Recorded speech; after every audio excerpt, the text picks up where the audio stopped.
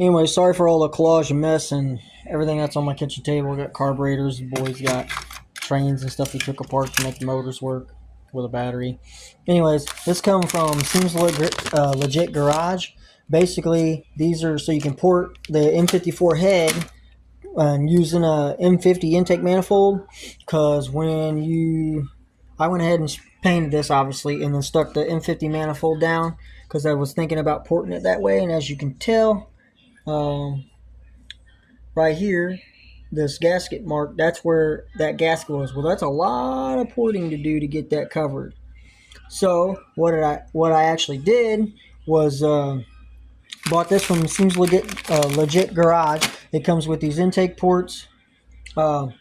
You basically can tap these and install these little Allen heads. I put some Loctite on there so they won't back out or anything. But you comes with extras actually. There's 2, 4, 6 of them. It comes with like 8. Anyways, so you use these templates. That's what they are. Use the templates. Put the templates on. There's different ones that fit in different spots with the studs, and then you basically scribe the line, and then you port match to the edge of it. That way you still have a seal around the edge. Now, I'm not a BMW guy. You don't get very much performance out of porting these heads from what I hear, maybe 5-10 horsepower up top. Like I said, it's a turbo application. Still got to clean the mating surfaces. So there's more on that. I'm going to go out here in a minute and show you some more on the 400, and then I might work on the Monte Carlo a little bit. I'm just trying to get you guys something. What's up, everybody? I know it's been 2 weeks. I'll try to get a video posted. Quit my job, that normal stuff. Anyways, besides that, went ahead and finished this head. I cleaned it up as best I can. I'm using a light and holding my phone because my GoPro's not charged. My bad. I still got to clean the mating surfaces up for him. It's hard to get light in here. But maybe this last one. I got the valves in it. Those last ones. So let me pull this off real quick and drop these valves. There we go. Almost dropped it all the way out. Trying to think of a way to do this. I dropped one. Anyways, this is the exhaust side. I did the put the valve back in it.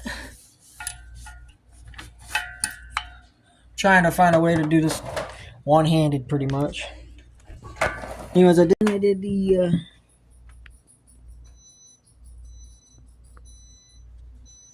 I just pulled the valve out. One there. Push the other. I relapped all the valves, so the seats are all redone. This is the exhaust side. As best I get it, I cleaned it all. Intake's the same exact way, except for, I'll show you what I did on the intake side. I got all the valves in, all the keepers, everything else.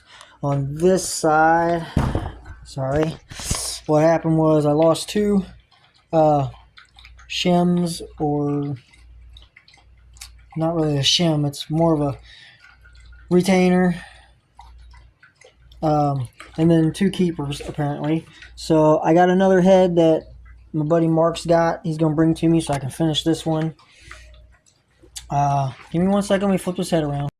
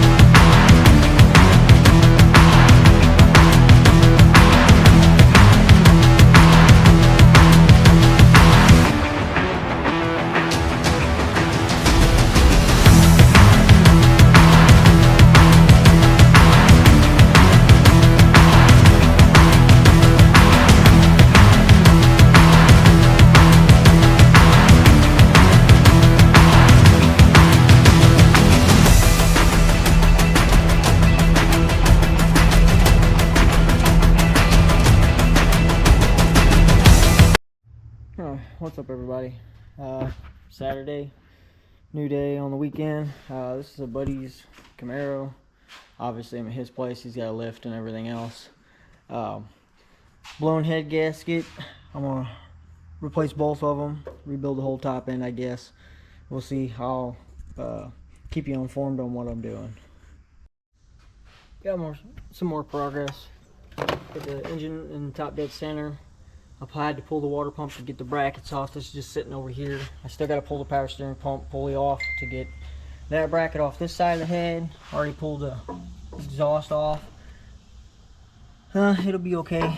Might have to pull the plug here and the spark plugs, the rest of the spark plugs, and then I can pull this head straight up. So here's what we're going with. Obviously, when I pull the distributor out, you can tell it's either leaking intake gaskets. I don't see any damage on either side. I know it's a little hard to see on camera, but the intake just come right up real easy. The gasket sealer wasn't on there really all that great. As you can tell, it pulled up with the intake. So I don't know if it's intake gaskets leaking or head gaskets, but the head gaskets are hard to see, but they look pretty nasty. So I'm gonna assume that head gasket went. So that's what I'm doing. Okay, a couple hours later, I got it down to the bare block. Number one cylinder was wet when I pulled the head, but I didn't see anything bad on this gasket. This side, get a light. This side, number 8 cylinder was the one leaking. So everything else looks good. I got to clean the cylinders out, clean everything up, and clean the heads up, intake, all that for the new gaskets, and we'll be back together.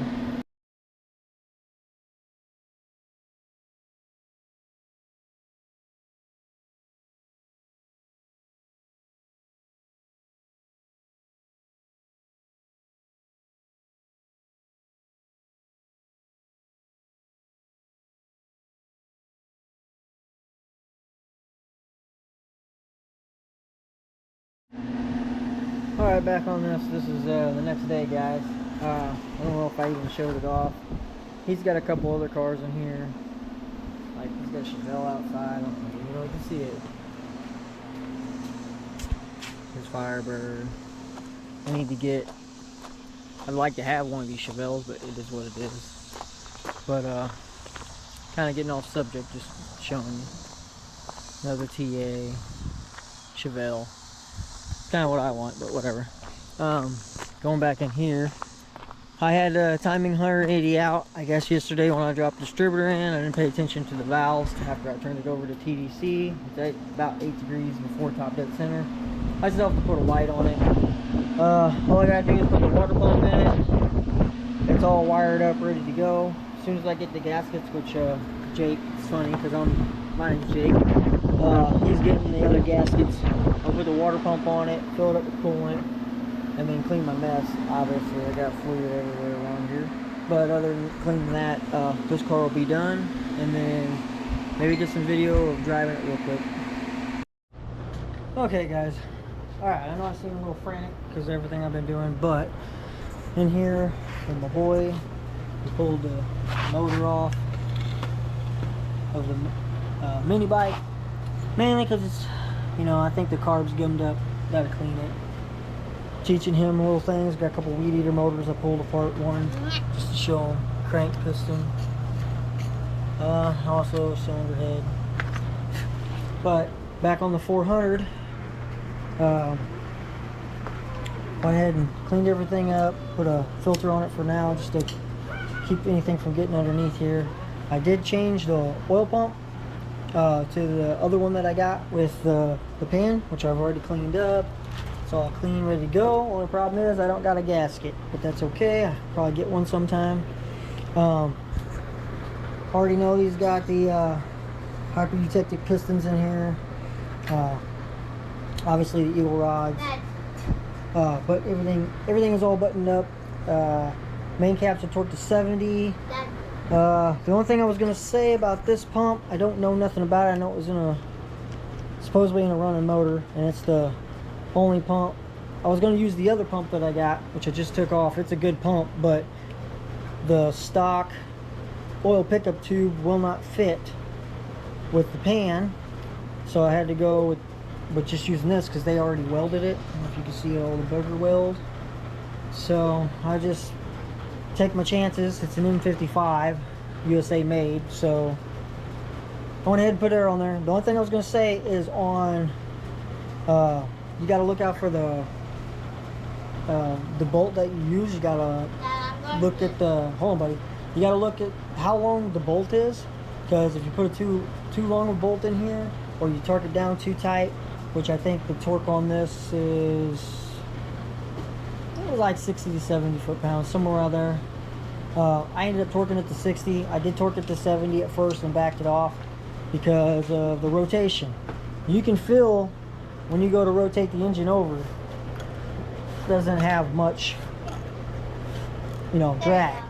But I'll put top dead center in a minute. But it had a little bit more drag with this Titan to 70 foot-pounds. So I torqued it to 60. What'll happen is it'll push down on that rear main bearing and you'll burn it up.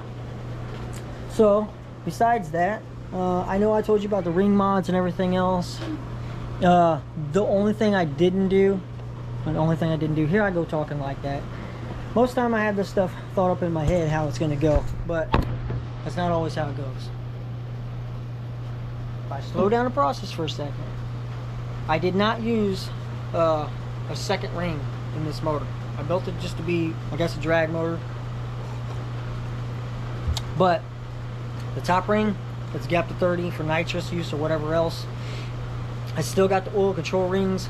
I did do a little bit of a modification on there, bending the little tabs. That way it gives less drag, less friction against the cylinder wall. And I didn't use a second compression ring. Reason why is, like I just said, I was going to build it for a race motor. But it also gives less drag, so the engine turns over a lot easier than it would with a full set of rings, everything else. The pan fits, I already checked it, made sure the clearance was fine on that. What I'm probably going to do, since I don't have a job now, even though I've been working side jobs, you know, the whole thing about that, because I know it's probably going to get asked about, yeah, I quit my job. When you work at a job and you feel like you're not progressing or it's not benefiting you, you know, money, that's mainly the issue. But money, lifestyle, can't spend time with your family, you know, can't do this, can't do that, then look for somewhere else. I've always been like that. I'll work a job a year or two. Most of the time it's about 2 years. And then it's not always the money, okay? It's more of the time it's, you know, how you're treated. You can go to work and you can bust your butt every day. And if you love your job, that's one thing. I mean, I like my job, don't get me wrong, but when you go to work and you deal with everybody else's BS and everybody else's job and everybody this and this and that, and you're not manager or you're not this or you're not that, I ain't doing it unless I'm gonna do it for myself. And that's kind of the whole deal. I'll give you some more video over here. I'm gonna try to build me a garage now. I don't know, as far as a business, yeah, I want one. I want to have my own business, but I never have the money. But back on this, I'm basically just cleaning it up. I'm gonna put the pan on it. Need to get a pan gasket for it. Then we'll flip it over, and then I'm gonna get prepped to start rebuilding these heads. Obviously, I need to clean them. I'm gonna change the valve springs. I'll have to set all that up, and I'll probably get a video on all that. I'm probably gonna use these 3/8 studs out of the I drew a blank. Out of the LT1 heads, because I have them and they work. So this isn't a 60/40 split head like I thought. From what I've looked up, I already put on like 1.5 and 1.6 stamp steel rockers. Seem to be fine. I'm probably gonna put like maybe I don't know what cam I'm gonna put in there, but as far as the springs go, the only thing that I have besides the LS1 springs, they're for a hydraulic roller, is they're going to get some LS springs for whatever cam I get, or maybe I'll put a hydraulic or a flat, not hydraulic, my bad, a mechanical solid lifter cam in there, or I said mechanical, but I meant a solid flat tappet cam. So they're cheap, you know, inexpensive as long as you break them in with break-in oil, which I plan to do. Moving on to the intake, I did port these. I didn't port them all the way out, just ported them in, made them fit a I think it's a 1206 gasket, because that's what these heads are. These heads are CNC ported, so they're a 1206 gasket. I'm trying to think while I'm talking, because I didn't decide to do this video and have everything planned out, and sometimes it does, sometimes it doesn't. These are D-shape as well. Port dimensions are pretty close to the LT1 heads. So the headers I was telling you guys, I was going to put those LT1 heads. I'm probably going to leave them somewhat stock and put them on this 307. But the headers that are D-shaped right here are actually for an LT1 swapped G-body. So doesn't matter. So if I was going to put this in the Malibu or per se the Monte Carlo, I was going to put it in there. But now I've changed my mind. Now, since, you know, I have vehicles that run dry, I've been driving the Toyota, I'm probably going to put this motor in my truck. Also, another thing, I got this transmission. This is basically a T10 trans. This is out of an 84 Corvette, bell housing and all. So this is a Doug Nash, I think it's a 4+3, so it's got the overdrive on the back of it. This transmission worked when it was pulled out of the car, so it's probably gonna need new fluids. I'll probably pop the cover, check it, and everything else, inspect it. You can rebuild these overdrive units, and the only reason I thought about putting this in here is because with you got second, third, and fourth that you can click a button or switch or however you want, and you can run overdrive first, second, and third. So let's say you got 410s in like my Monte Carlo per se. You put this transmission in here, it doesn't matter how, you know, if it's a 400 horsepower motor or not. Cruising down the street in fourth gear, yeah, well, for 410s in fourth gear 1-to-1, you're probably going to be cruising, you know, upwards of $3,000. Maybe higher, maybe lower, just depends on the tire size you got, because a shorter tire, it's going to be higher RPM. A taller tire like a 28 versus a 26 or a 23 or 25 inch that I got on there right now. But it's just something else that I'm going to look into. I think that's pretty unique and different. But I think that's it for right now.